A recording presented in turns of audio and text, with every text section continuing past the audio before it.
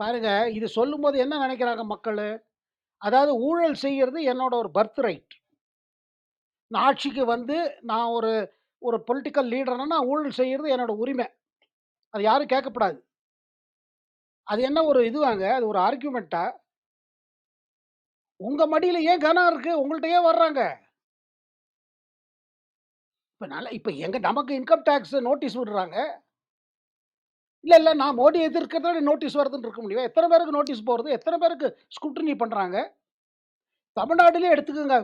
மாட்டின்னு இருக்கிற அவ்வளோ தலைவர்கள பத்தி யாருக்காவது டவுட் இருக்காங்க முன்னாடி?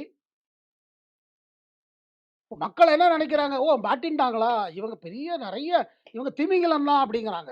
அப்படிதான் சொல்றாங்க. யார் ஒத்தர கூட சொல்லலீங்க. மாட்டிட்டவங்கள எல்லாரும் இன்னோசென்ட் பெர்சன்ஸ்ன்னு யாராவது சொன்னாங்களா? குற்றமே செய்யாதவர்கள், ஐயோ பாவம்ன்னு அவங்கலாம் நெனைக்கிறாங்களா? ஒருத்தரும் நெனைக்கிறது இல்ல. ஏன்னா எல்லாருக்கும் தெரியுங்க. இந்த பேர் நீங்க சொல்ற எல்லா பேரும் எடுத்துக்கங்க. இப்ப கேஸ் நடக்கிற செந்தில் பாலாஜியா இருக்கட்டும், துரைமுருகனா இருக்கட்டும்.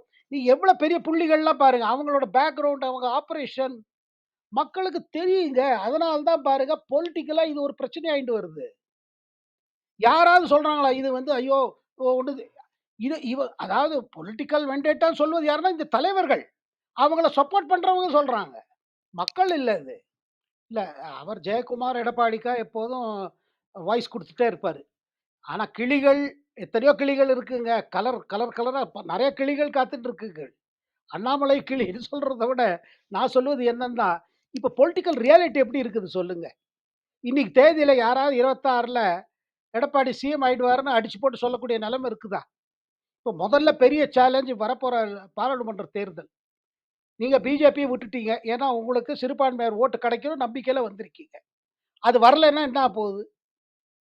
பாருங்க, திருப்பி திருப்பி எல்லாரும் சொல்றாங்க பிஜேபிக்கு என்ன ஆகும்? பிஜேபிக்கு இந்த தேர்தல்ல ஒண்ணும் கிடைக்கலன்னு அவங்க லாங் டெர்ம் நான் திருப்பி திருப்பி சொல்றேன். அவங்க லாங் டெர்ம் பிளேயர். அதாவது என்ன சொல்லுவாங்கன்னா, some horses run for the long race. Annamalai அந்த மாரி தலைவர். அவருக்கு என்ன இந்த ஏன்னா பாருங்க, அவர் செய்யற காரியம் இருக்கு பாருங்க, அது பெரிய அஸ்திவாரம் போடுறாரு. 26க்காக அது பெரிய அஸ்திவாரம். இப்ப பிஜேபியிலே பல தலைவர்களுக்கு அண்ணாமலையோட அப்ரோச் பிடிக்கல. ஏன்னா இவ்வளோ அக்ரெசிவா இருக்காரு. இவ்வளோ அக்ரெஷன் நமக்கு பண்ணா நமக்கு என்ன ஆகப்போகுது? 1, 2 சீட் கூட வராது. பேசிக்கிறாங்க. இது உண்மதான். இத நான் மறுக்கல. நமக்கு தெரியும் இந்த மாரி பேசிக்கிறாங்க. உள்ள சொல்றாங்க, இவர் ரொம்ப அக்ரெசிவா இருக்காரு. ஆனா அவர் அக்ரெசிவா இருக்காருன்னா, அவருக்கு ஏதோ ஒரு மேண்டேட் கிடைச்சிருக்குல்ல. இங்கே சென்ட்ரல் பார்ட்டிலயும் பார்த்தீங்கன்னா, ஒரு 2 விதமா சொல்றாங்க. அண்ணாமலை இவ்வளோ அக்ரெசிவா போய் ஆனா அதிமுகவுக்கு அண்ணாமலையோட அக்ரெஷன் தான் மெயின் காரணம் இல்ல. அவங்களுக்கு என்ன 21ல நமக்கு தென் மாவட்டங்கள்ல ஒண்ணுமே கிடைக்காம போன காரணம். அதுக்கு காரணம் அதிமுகல ஏற்பட்ட பிளவு. கூடவே கூடவே என்ன பார்த்தீங்கன்னா, அந்த சசிகலா ஒரு பக்கம் இருக்காங்க. டிடிவி தினகரன் ஒரு பக்கம். ஓபிஎஸ் ஒரு பக்கம். அந்த ஜெயலலிதாவோட லெகசிங்கிறது 4 விதமா பிரிஞ்சு கிடக்குதே. இன்னைக்கு இல்லன்னா நாளைக்கு பாருங்க அதிமுக தலைவர்கள் எல்லாம் ஒண்ணா ஆக வேண்டும். இப்ப சசிகலா கூட திருப்பி சொல்லியிருக்காங்க எல்லாரும் ஏன்னா பாருங்க, நீங்க ஸ்ப்ளிட்டா இருக்கிற வரையும் நீங்க எடப்பாடி சிஎம் ஆக முடியுங்கிறத இப்ப 24ல சொல்வது கஷ்டங்க. ஏன்னா பாருங்க, லோக்சபா தேர்தலுக்கு பிறகு தமிழ்நாட்டுல அரசியல் எப்படி மாறப்போறது தெரியல. ஒண்ணும் இல்ல சிம்பிளா சொல்றீங்க. இப்ப உதயநிதி ஸ்டாலின் இப்போ 21ஆம் தேதிக்கு நம்ப டிஎம்கே இளைஞர் மாநாடுக்கு பிறகு சேலத்துக்கு பிறகு 24 இன்னைக்கு அவர் ஆயிடுவாருலாம் தேதி சொன்னாங்க. நாள் கூட குறித்து பார்த்தாச்சு. அங்க 4 நட்சத்திரம் சரியா இருக்குதுன்னு சொன்னாங்க. இப்ப டக்குனு சிஎம்ஏ வந்து என்ன சொல்ட்டாரு, அதெல்லாம் ஒண்ணும் இல்ல ரூமர்ஸ்ட்டார். அதுல அவர் ரொம்ப அப்செட்ன்னு வேற பேசிக்கிறாங்க. அவ்வளோ அப்செட் அவர் அன்னைக்கு பொங்கலுக்கு கூட அவர் போல. அவர இவர ஸ்டாலின பார்க்க போல. தன் தகப்பனாரே பார்க்க போல. ரொம்ப அப்செட்டா இருக்காரு. வீட்ல இருக்கிறவங்கலாம் போய் பார்த்தாங்க. அவர் போலன்னு சொல்றாங்க. ஏன்னா, அது டினையல் குடுத்ததுல ஒரு இதாயிடுச்சு. அதுல என்ன சொல்றாங்க, குடும்பத்திலேருந்து அந்த நியூஸ் வந்தது அவர் ஆகப்போறாருன்னு. அதுக்கு பிறகு ஸ்டாலினுக்கு ஒரு அசஸ்மென்ட் என்ன கிடைச்சதுன்னா, மத்த இருக்கிற அவர் குளோஸ் சர்க்கிள்ஸ்ல சொன்னாங்க, "இது பாருங்க இது இஷ்யூ ஆயிடும். வாரிசு அரசியல் பெருசா போயிடும். டிஎம்கேக்குள்ளேயே ரியாக்ஷன் இருக்கும். அது லோக்சபா தேர்தல்ல ஒரு இம்பாக்ட் இருக்குமோ, அத அவாய்ட் பண்ணணும்னு சொல்லி இப்ப தள்ளி வச்சுட்டாங்க." கட்டாயமா அது ஒரு நாள் நடக்க வேண்டிய விஷயம் தான். ஸ்டாலின் பிறகு அது உதயநிதி தான். அதுல வேற எந்த தலைவர்களுக்கும் அது மாரி ஒரு ஸ்கோப் கிடையாது. அது தெரிஞ்ச கத தான். இப்ப ராகுல் காந்தி பாருங்க, கர்கே இருக்கிறோ இல்லையோ, கட்சி பின்னாடி இருக்கிற பவர் சென்டர் இஸ் ராகுல் காந்தி. அந்த மாரி உதயநிதி. அதுல ஒண்ணும் இது இல்லைங்க. நான் என்ன சொல்ல வரேன்னா, தமிழ்நாடு அரசியல் பல மாற்றங்கள பார்க்குங்கிறேன் நான். இப்ப பாருங்க, இப்ப லோக்சபா தேர்தல் வரை நான் ஒண்ணும் பெரிய மாற்றங்கள் பார்க்கறதில்ல. அலையன்ஸஸ்ல. இப்ப இட ஒதுக்கீடு ஆரம்பிச்ச பிறகு டிஎம்கே கூட்டணியில என்ன ஆகும்? அதிமுக ஏதாவது புதுசா புது அலையன்ஸ் பார்ட்னர் கிடைப்பாங்களா? அதெல்லாம் இருக்குது.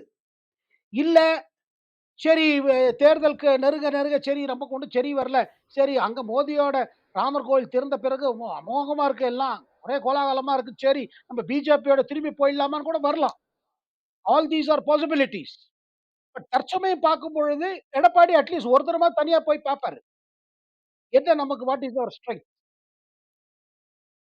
பட் பிஜேபிக்குள்ளேயும் அது இருக்குது. நான் இதுவும் சொல்றேன். பிஜேபிக்குள்ளேயும் பல தலைவர்களுக்குள்ள ஒரு ஒரு மனசுல ஒரு இது இருக்குது. என்ன இந்த மாரி ஒரு சிச்சுவேஷன் பண்ணிட்டோம் நம்ம. அவங்க நினைக்கிறது இந்த அண்ணாமலையோட அக்ரசிவ் கேம்பெயின்ல தான் இது ஆயிடுச்சுன்னு அவங்க நினைக்கிறாங்க. பட் பிரதமர் என்ன சொல்றாருன்னா, தமிழ்நாடுங்கல்ல, நேத்தைக்கு பாருங்க கேரளத்துல என்ன சொன்னாரு அவரு? பாருங்க பூத் லெவல்ல போய் வேலை பண்ணுங்க. கேடர்லாம் நம்ம போய் பூத் லெவல்ல வோட்டர்ஸ் யாரு? சென்ட்ரல் கவர்ன்மென்ட் ஸ்கீம்ஸ்ல பெனிஃபிட் வாங்கிற குடும்பங்கள் யாருன்னு போய் கண்டுபிடிங்க. யாராவது விட்டு போயிட்டாங்களா? ஏதாவது ஸ்கீம் விட்டு போச்சா? ஏன்னா, விக்ஷித் பாரத் கேம்பெயின் ஒண்ணு போயிட்டு இருக்கு. கவர்ன்மென்ட் ஆஃப் இந்தியாவோட பஸ் போகுது. வண்டி வேன்ஸ் எல்லாம் போகுது. இதெல்லாம் திட்டம் இருக்கு. இதெல்லாம் இருக்கு உங்களுக்கு சலுகைகள். இதெல்லாம் நீங்க கவர் ஆனீங்களா? இல்லையா?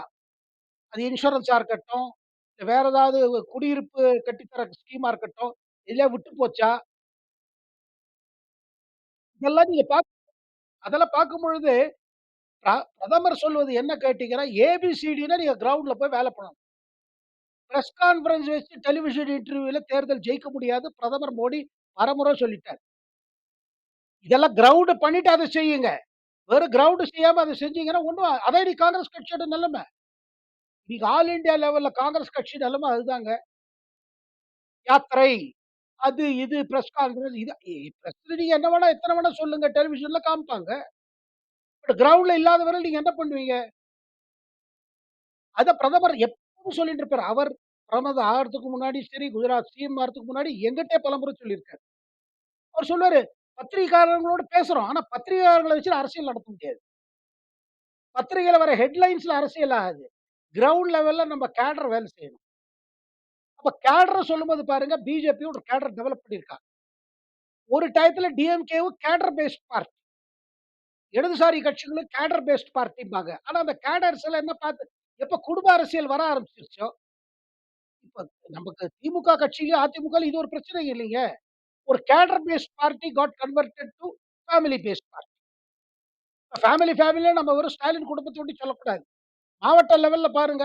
அந்த மாவட்ட செயலாளர், அவர் மகனு, அவங்க அவங்க குடும்பத்த தான் அவங்க கவனிக்கிறாங்க. நீங்க டாப்ல அந்த மாரி இருந்ததுன்னா, டவுன் அப்படிதான் போகும். அங்க தான் ஒரு வித்தியாசம் கொண்டு வர ஆசைப்படுறாரு பிரதமர்.